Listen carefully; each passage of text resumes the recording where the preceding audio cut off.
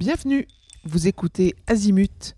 Ici, on parle orientation avec les parents qui s'intéressent à l'orientation scolaire de leurs ados.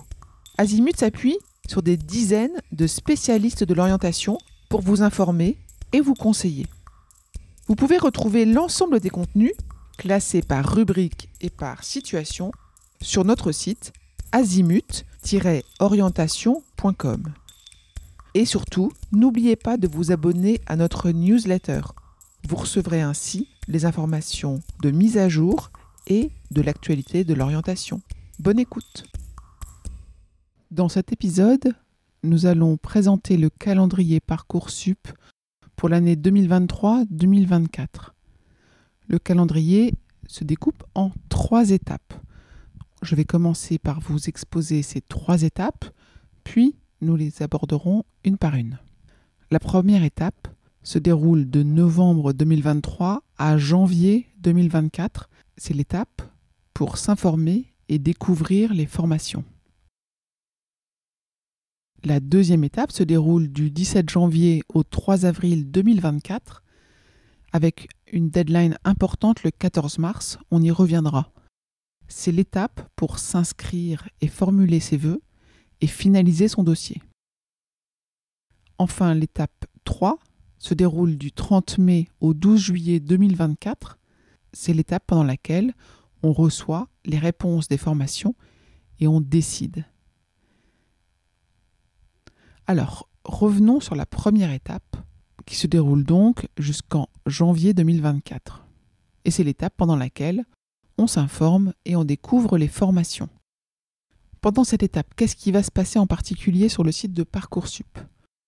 Il y a une date qui est le 20 décembre 2023. C'est l'ouverture du site d'information Parcoursup pour cette nouvelle année. Il y aura des informations données sur le fonctionnement de la procédure et puis le moteur de recherche des formations sera mis à jour à ce moment-là. Il contiendra donc probablement plus que 23 000 formations, y compris des formations en apprentissage. Et pour chaque formation, vous avez accès à une fiche de présentation dans laquelle vous pouvez consulter les dates des journées portes ouvertes, les critères d'examen des candidatures, les possibilités de poursuite d'études, les débouchés professionnels, les taux d'insertion et les éventuels frais de formation. On accède aussi par ces fiches à des formations similaires. La deuxième étape débutera le 17 janvier. Qu'est-ce qui va se passer pendant cette étape ? C'est l'étape pendant laquelle on va s'inscrire pour formuler ses vœux et finaliser son dossier. Donc tout au long du deuxième trimestre, les élèves de terminale et en réorientation sont invités à participer à des journées portes ouvertes, à continuer leurs réflexions, à échanger avec leurs enseignants, avec des étudiants ambassadeurs, etc. Et surtout, à partir du 17 janvier, il y a la possibilité de commencer à créer son dossier candidat. Donc sur Parcoursup, l'ouverture d'une nouvelle fonctionnalité, le 17 janvier, pour créer son dossier candidat. Vous pouvez aussi d'ores et déjà, à partir du 17 janvier et jusqu'au 14 mars, attention, jusqu'au 14 mars, formuler ses vœux, jusqu'à 10 vœux, avec possibilité de sous-vœux selon les formations. Et on peut également formuler 10 vœux supplémentaires pour des formations en apprentissage. Ça, c'est jusqu'au 14 mars. 14 mars, ça sera le dernier jour pour formuler ses vœux. Pendant la période de février-mars, chaque vœu qui est formulé par le candidat fait l'objet d'une fiche à venir. Au sein de son lycée, cette fiche à venir comprend les appréciations de ses professeurs et l'avis du chef d'établissement dans le cadre du 2e conseil de classe. Attention, le mercredi 3 avril est le dernier jour pour finaliser son dossier avec les éléments demandés par chacune des formations et pour confirmer chacun de ses vœux. Donc, entre le 17 janvier et le 3 avril, il faut avoir constitué son dossier et fourni sur Parcoursup l'ensemble des éléments demandés pour chacun des vœux exprimés. Troisième étape, à partir du 30 mai, et elle va jusqu'au 12 juillet 2024, c'est le moment des réponses des formations et des décisions. Qu'est-ce qui va se passer le jeudi 30 mai ? C'est le début de la phase d'admission principale. Donc les élèves candidats vont consulter leur dossier et ils vont y voir afficher les réponses des formations demandées. À partir du 30 mai, ils vont avoir différentes propositions qui peuvent être oui ou oui si. Et au fur et à mesure et en continu, il y aura aussi des refus Et puis, il y aura aussi des listes d'attente. Chacun doit obligatoirement répondre à chaque proposition d'admission dans les délais indiqués dans le dossier. Ça va commencer le 30 mai et puis vous allez voir une cadence à se mettre en place sur les délais de réponse. Entre le 16 juin et le 23 juin, les délais de réponse des propositions d'admission vont être suspendus pour permettre aux lycéens de se concentrer sur les épreuves écrites du baccalauréat. Le 11 juin, juste avant donc cette suspension, il va y avoir la phase d'admission complémentaire qui va s'ouvrir. Cette phase-là concerne une nouvelle opportunité de demander de nouvelles formations complémentaires à ce qu'on avait demandé dans le passé. On y reviendra forcément. Pour ceux qui n'auraient pas encore pris leur décision ou qui seraient encore en liste d'attente à partir du 1er juillet, donc du 1er au 3 juillet, il sera demandé de classer par ordre de préférence les vœux en attente afin de savoir lesquels conserver.